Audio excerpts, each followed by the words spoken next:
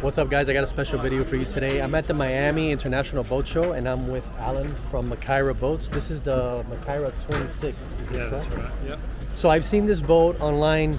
I've watched some of the videos that you guys have on YouTube and stuff like that. I love these walk-around pilot house style boats that are enclosed, and this is an aluminum boat. So you guys make aluminum boats. We don't see too many of those here in South Florida or in the States, really.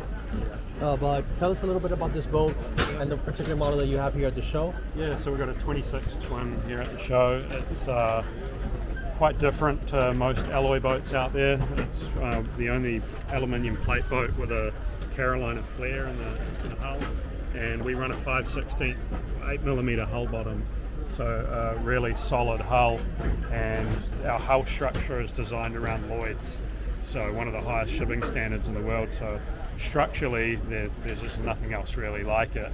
And then our hull shape is a lot more like a fiberglass boat, so we've got a warped hull bottom and variable dead rise hull, so we get really good efficiency. Like this boat here does 2.7 miles per gallon, and we've still got a really soft ride because we're over 50 degrees at entry. Oh wow! And what about at the stern? What dead rise do we have back there? We're about 18-19 degrees. Okay, so not super aggressive at the stern, but aggressive towards the midship. Yeah, it's a warped hull, kind of similar to say like a Grady or those hulls. So, yeah. It definitely, when I first looked at it, it definitely did look like a fiberglass boat, and that's what caught my eye was the rub rail, which is actual aluminum. It's welded, it's all welded together.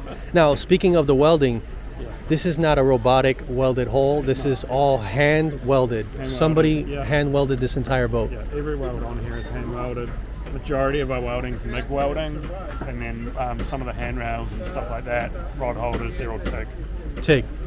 Yeah, because even the rod holders, and we'll get into that in a second. The rod holders are welded on the boat. They're not going anywhere. So I noticed that and are these custom, semi-custom boats? Somewhat. That's the beauty of alloy, is that you can say to us, oh hey, I love this model, but I want this feature here. Because it's alloy, we can change things around in the boat as the owner wants. We're not restricted to a mold, so that's one of the real big selling points for us as a brand, is that you can come to us with a little bit of a curveball idea and we can incorporate that into a build. That's awesome. Essentially the boats are the same boats throughout our range. Like we go from 25 feet up to 40, and they don't really change.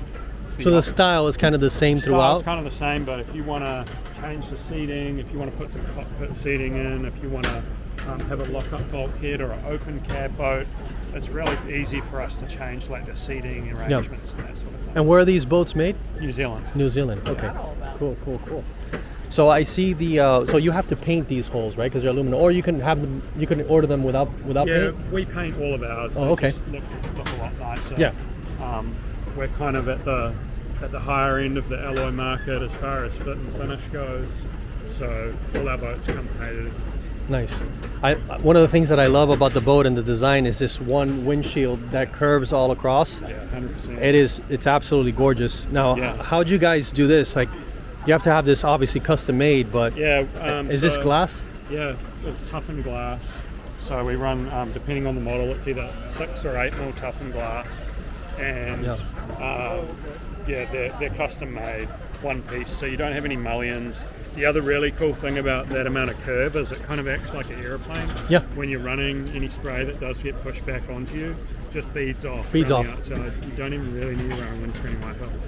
I noticed that you have solar panels up there as well. Yeah. Is that like an option you guys can do? Yeah. So this boat's got a few options. It's got solar. It's game rigged without riggers. It's got tuna tubes built into the transom. You can see they're turned on at the moment. Bait tank. Nice. Yeah, this is outfitted for fishing, this boat. Yeah, this one's pretty much set up for fishing. I noticed. To be honest, this was meant to be my boat. Oh, so this is your boat? This is how I spec'd it. And then we were like, we'll send it to Miami and do an East Coast show circuit. So I mean, I love the carbon fiber outriggers. That's a nice touch too. That's really nice. Cool. You don't really see them over here in that style. Like that's really common style of outrigger. Sport fisher style. Yeah, super cool. So yeah, these are the tuna tubes back here. So they're integrated in the hull. Yeah, built in. That's cool. Really clean. Built in live well as well. The bait working station there is actually removable. Okay. So when we go out like trolling, we'll leave that at home, and we'll just run the cockpit really clean. And then if you're going bait fishing or filleting fish, you can throw it in. And these are Mercury 225s? 225s. 225s? What kind of speed are we getting with these? We're just under 50 mile an hour, I think, so 45, 46 knots. Okay. Yeah, and we're getting, pretty much through the cruise range, 2.3 to 2.7 miles per gallon. That's incredible. That's great for a boat this size with these size motors. So let's take a little tour inside. Let's take a look. Nice rod holders up there. One thing I noticed earlier when I was on here is that you got a lot of freeboard, so it's feels very safe. Yeah, it it's feels not very like safe. a little bay boat with no freeboard. This is built to like a New Zealand survey standard, so we work in millimeters, but you got to be 1750 freeboard, so we run at 1770 freeboard, so it's like a commercial spec hull. Okay, cool. And back here, okay, so you guys have a ladder that's integrated in there, like Dive ladder, yeah. So that's flips down. Pretty standard sort of transom setup. Bait tank here. All our batteries are.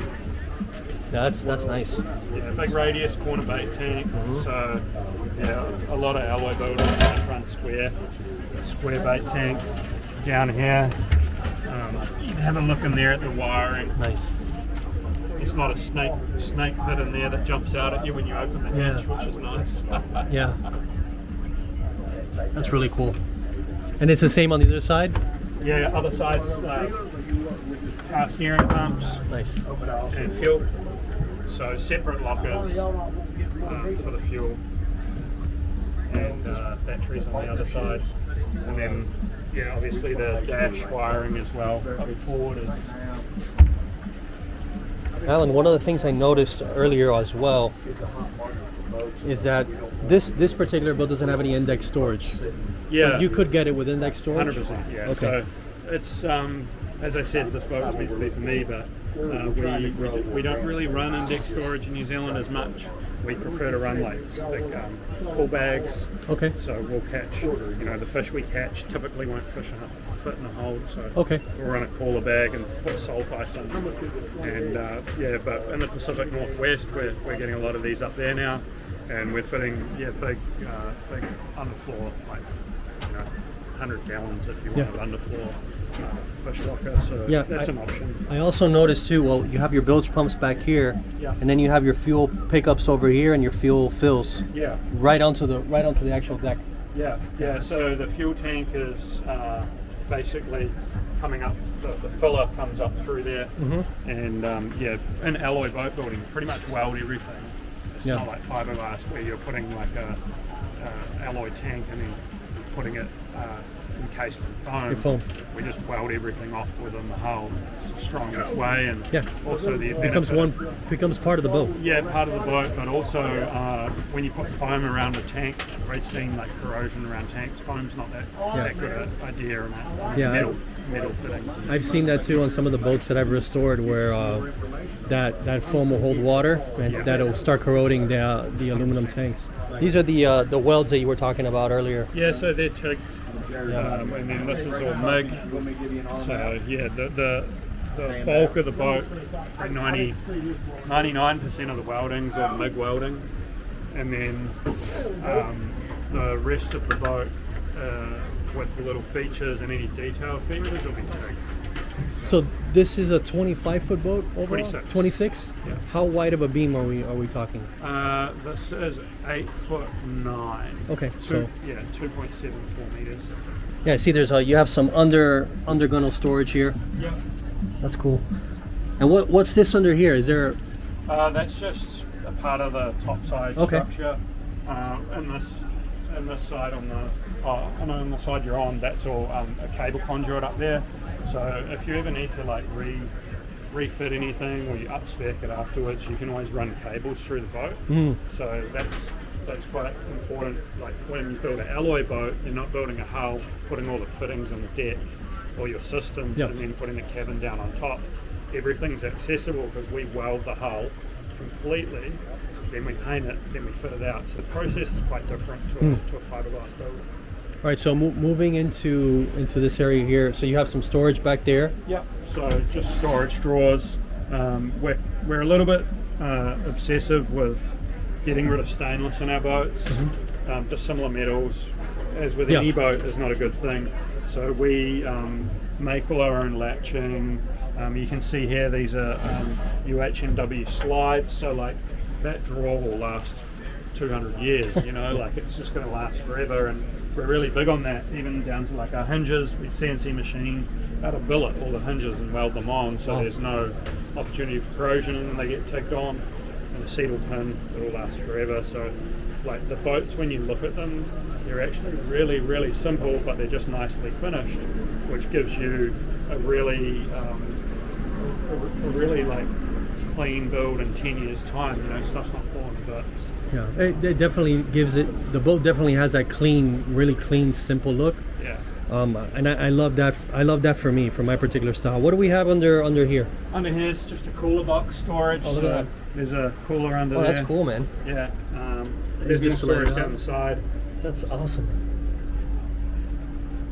That's really nice. Super cool. Can you enclose this if you wanted to? Yeah, I'm sure there's 100%. some type of enclosure you can put on here, Yeah, right? so a lot of our boats, like this is on the smaller end of what we build. So our smallest boat is 25 feet, this is 26. And from 28 foot they come standard with a lock-up bulkhead.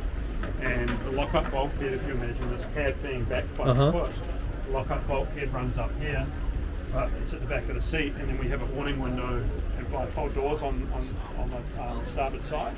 And then that means that if you're in cold weather, you can lock it up. If you're in really hot weather, you can run the aircon inside.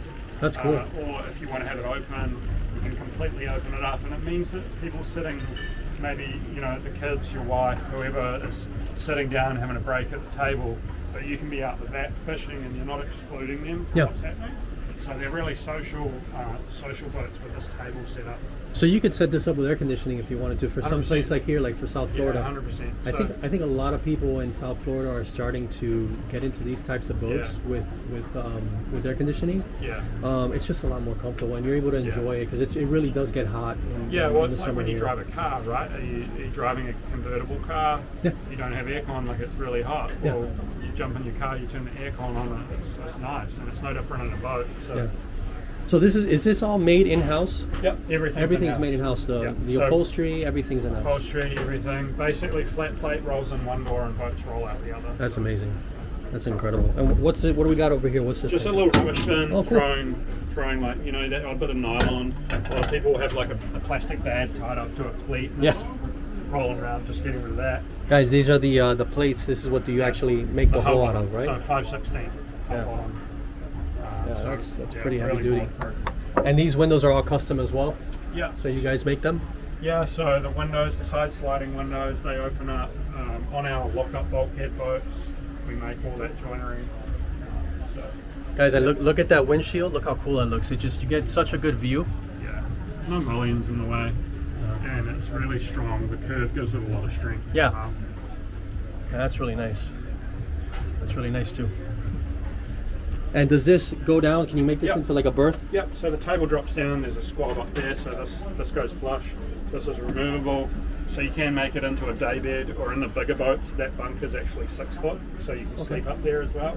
Cool. And then on our boats 31 foot and over, we actually have an underberth underneath here.